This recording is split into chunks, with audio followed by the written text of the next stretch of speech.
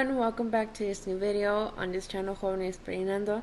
My name is Anna, and in today's video we are going to be studying chapters 39 and 40 of Genesis. Today's video is titled Joseph in Prison, Escaping from Passions and Idolatry, where we will see how Joseph escapes the idolatry, although this is something that perhaps is not seen as idolatry at first, but we will understand it in this portion of the Torah, where it tells us the story of Joseph and Potiphar's wife. And well, we can see this in verses 1 through 4 of chapter 39 of Genesis, and these verses say, "Now Joseph had been taken down to Egypt. Potiphar, an Egyptian who was one of Pharaoh's officials, the captain of the guard, bought him from the Ishmaelites who had taken him there. The Eternal was with Joseph so that he prospered, and he lived in the house of the Egyptian master.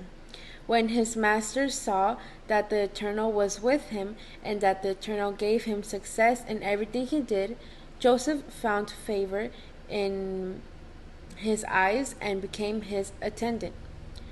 Potiphar put him in charge of his household, and he entrusted to his care everything he owned."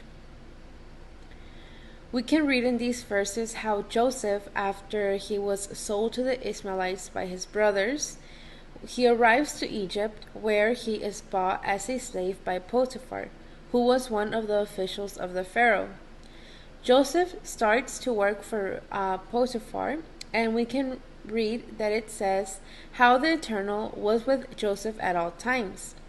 Joseph was a prosperous man in everything he did, and this blessing from the Father was something that was very remarkable, that even his own master noticed it in him. And for that reason, it is that Potiphar put Joseph in charge of all his goods and of all of his entire house. That is why in verse 5 we read that it says, "From the time he put him in charge of his household and of all that he owned, the Eternal blessed the household of the Egyptians because of Joseph. The blessing of the Eternal was on everything Potiphar had, both in the house and in the field." Verse 6 says, "So Potiphar left everything he had in Joseph's care. With Joseph in charge, he did not concern himself with anything except the food he ate." Joseph was a slave, therefore he worked in exchange for food. But we can see this important characteristic to see how the Eternal blesses him, makes him, and not only blesses him, but also makes him prosperous. We see this same characteristic in Yeshua, the Messiah, that same blessing from the Father that made him prosperous in his ministry and also gave him authority. The Eternal blessed Joseph, who was a shadow of the Messiah. In verse 6, it tells us that Joseph was handsome. At the end of the verse, it tells us that Joseph was handsome, and but we are going to see that his actions were a man of faith, which made him have a pleasant presence, not only physically, but his faith is noticeable in his actions. Verses 7 through 9, it says, "And after a while his master's wife took notice of Joseph and said, 'Come to bed with me.' But he refused. 'With me in charge,' he told her, 'my master does not concern himself with anything in the household. Everything he owns he has entrusted to my care. No one is greater in this house than I am. My master has withheld nothing from me except you, because you are his wife. Joseph, in his part, we can read that he refuses to what Potiphar's wife tells him. He knew very well that what the woman told him was not correct.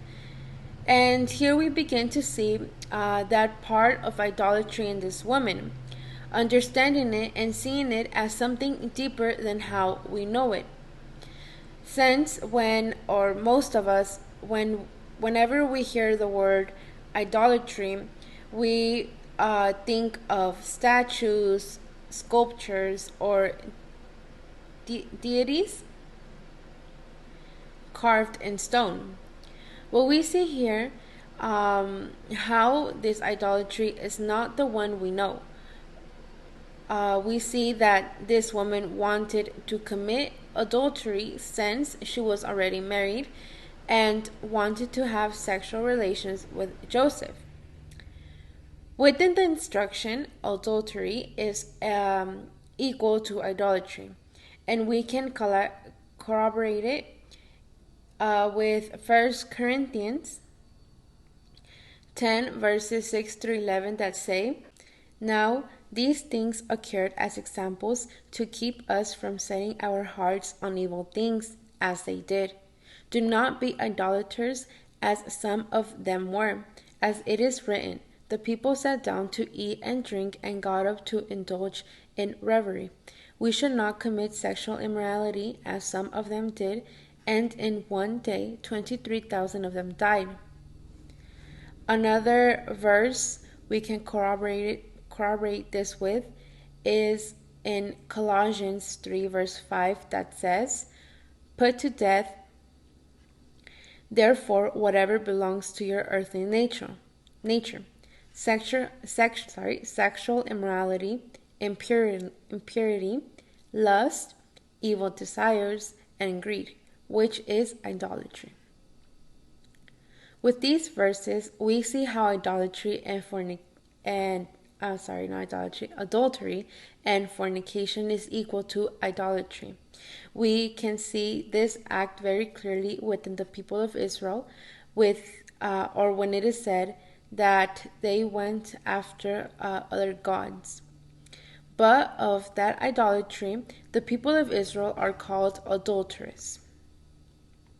We also see that the prophets speak of the act that the people of Israel did, and later on Yeshua comes to clean all that up. Continuing with chapter 39 of Genesis, we see how Joseph adds a question in relation to this sin. Verse 9 says, "How then could I do such a wicked thing and sin against Elohim?" We see how Joseph mentions this act as a sin against the Creator, and it is a sin that, according to the written law, was punished with death in very severe ways to make it effective and thus serve as an example. We find this in Exodus 2 verse 14, and in Leviticus 20 verse 10, and in Deuteronomy. It talks about if they caused adultery, then they'd be punished.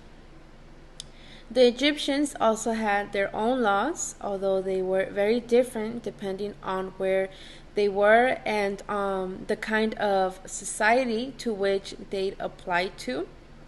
But if a woman was accused of adultery, it is said that she had the right to a trial in which was through the oath. And while the oath was something that they considered very important, it was so important that it was related to their religious beliefs. And if they lied in their oath, then they were condemned by all their deities. Now, if the husband unjustly accused his wife of adultery and admitted that he had done it that way, then he had to give his wife material compensation. Others say that another way to punish adultery in ancient Egypt was by cutting off the woman's nose. With this, we see that the Egyptians had their own laws on adultery, and we can see the consequences that it could bring to those who caused adultery. And we can also see that they found this adultery, they found it as a sin as well. And well, in verses 11 and 12 it says, "One day he went into the house to attend to his duties, and none of the household servants was inside. She caught him by his cloak and said, 'Come to bed with me.' But he left his cloak in her hand and ran out of the house." Here we see how this woman takes Joseph by force. As soon as this happens, we can see that Joseph responds, or he immediately responded by escaping from there. And here, well, is another part that we see in the title, the word escape, where we're going to see about this question of escaping. In reality, escaping is, well, fleeing and leaving everything behind. This is something that we must also do from what separates us from the Father, despite the consequences that they can have. Since in verse 14 through 18, we're going to see how this woman tells her version of the story in another way, in totally opposite to what had happened, in a way that she was not going to be accused of adultery. And we can see here, or in the verses from 14 through 18, we're able to see that she accuses Joseph of wanting to have sexual relation with her, when in reality we can read that he did not want to do that, and it was the woman who wanted to do this. This woman, in the way that she tells her version of the story, it makes Joseph seem lower. And reason number one why it makes him seem lower is because of his Hebrew origin, since it is said that the Egyptians did not see the Hebrews well. And the second reason is because she makes Joseph less because of his condition as a slave. We can see that it happened, and we can also see that this woman makes false accusations against Joseph, which we can also see that this happens to Yeshua. These false accusations or speaking against Yeshua, we can see that this also happens to Yeshua. It was not only in his time that this happened, the false accusations and speaking against him, but it also continues until our days. And well, in the case of Yeshua, it was not a woman who spoke against him, as it was in Joseph's case, but in Yeshua's case, it is a system that speaks against a Messiah and attributes certain titles.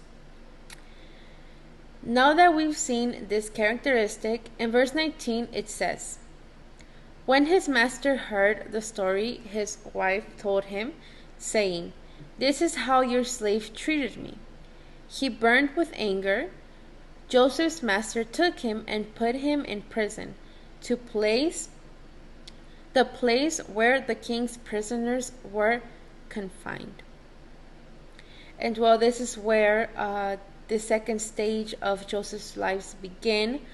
And it may appear unfair, or it appears unfair, but because of the conditions in which Joseph was as a slave, perhaps he did not have the right to a fair trial, so he is unfairly accused and thus ends up in jail. Interestingly, in verses 21 through 23, it is mentioned that even though he was in jail, even so the Eternal was still with him, And just like the beginning of this chapter, the Creator makes him prosperous and blesses him. So we can see here how the Eternal never left Joseph's side, and although Joseph was at his lowest, the Eternal was still with him and still kept on blessing him. And this is something that the chief of the prison saw, and well, because of what he saw, he puts him in charge of the prisoners and the order of the prison. With this, in chapter 40, we're going to see two very revealing dreams by the cupbearer and the baker, who were also in prison for some reason. But for sure, they were not in there unjustly like Joseph, since in the beginning of chapter 40, we read that they were in jail because they had offended Pharaoh. From verses 9 through 11, the cupbearers, we can see that the cupbearer's dream is narrated, and it says, "So the chief cupbearer told Joseph his dream. He said to him, 'In my dream I saw a vine in front of me, and on the vine were 3 branches.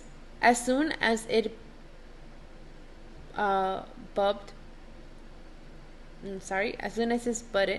budded, it blossomed, and its clusters ripened into grapes. Pharaoh's cup was in my hand, and I took the grapes, squeezed them into Pharaoh's cup, and put the cup in his hand.'" So we see here the dream that the cupbearer had, and next we will see how Joseph gives the interpretation that came from the Creator. And this is something that we also see in Joseph, that he himself never gave himself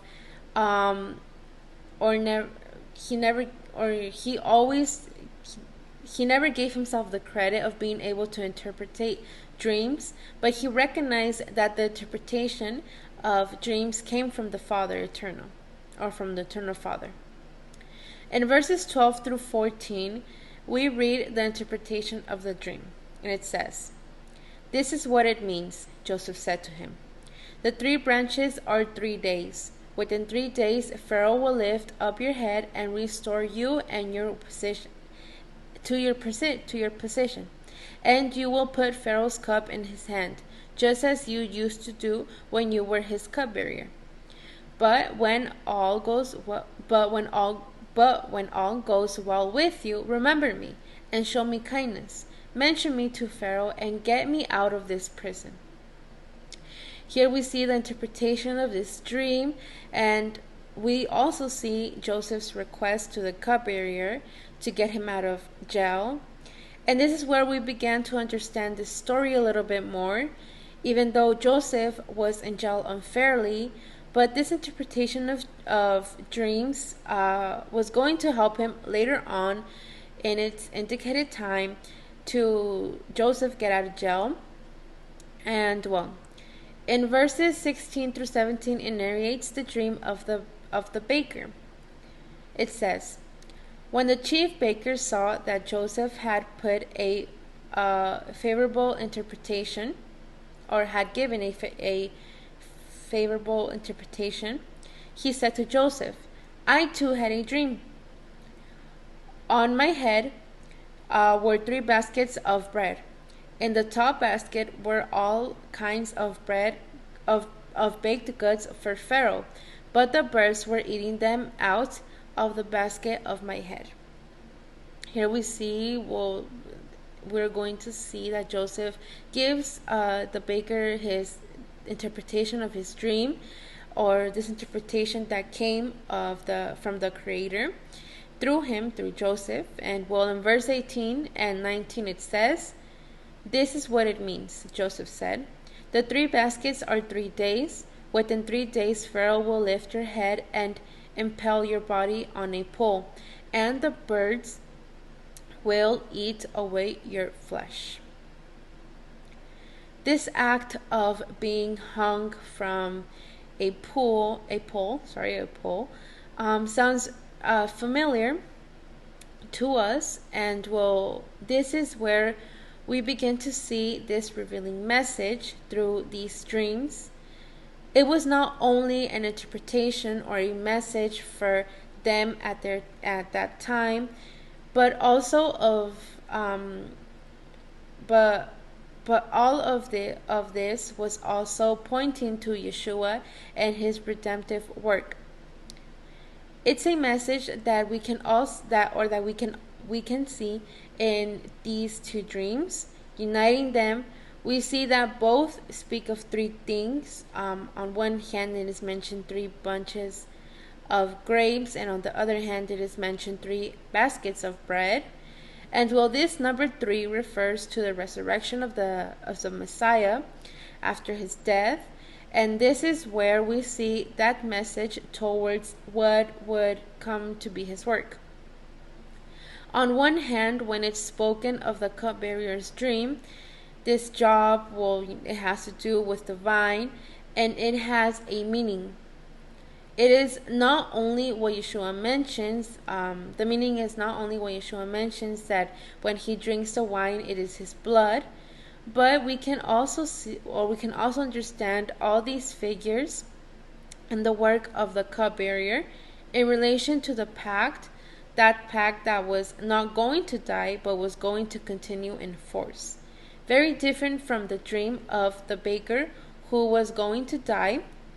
But we see how this bread represents, as Yeshua says, his body, which we will see in the same way, which we will see that in the same way he was going to be hung on a pole,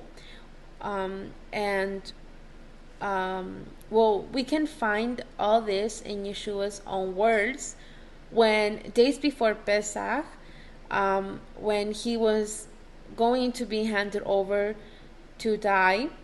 And we can see that how he mentions in other parts, or how it is mentioned in how he mentions in another part of the scriptures, that this bread, the bread of life, was going to die. And finally, this interpretation was fulfilled, and this is how chapter 40 concludes, verses 20 through 30 through 23 says, "Now the 3rd day was Pharaoh's birthday, and he gave a feast of all his officials. For all his officials, he lifted up the heads of the chief cupbearer and the chief baker in the presence of his officials. He restored the chief cupbearer to his position, so that he once again put the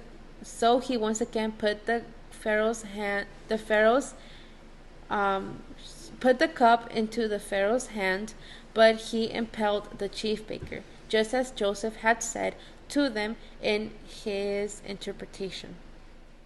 The chief cupbearer, however, did not remember Joseph; he forgot him." Here, it says that the cupbearer didn't fulfill his part. He did not remember to mention to the Pharaoh about Joseph, that he could interpret dreams. And this is not something that he didn't want to do, but rather it was just not the time of the Creator to let Joseph out of jail, out of prison.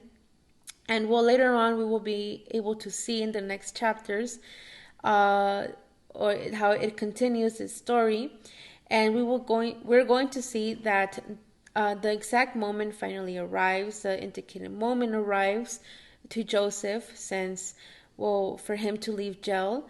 And this happens because Pharaoh has a dream that needs to be interpreted, and none of the people could interpret this dream. And we're going to be able to read that the cupbearer remembers Joseph and mentions him to the Pharaoh. And then there is where Joseph comes, interprets his dream, and that's when he is released from prison. And well, this is all. This is all for today's video. This is how chapter 40 ends. And that's all. Thank you all for your time. And don't forget to give this video a like. Thank you once again for your time, and bye.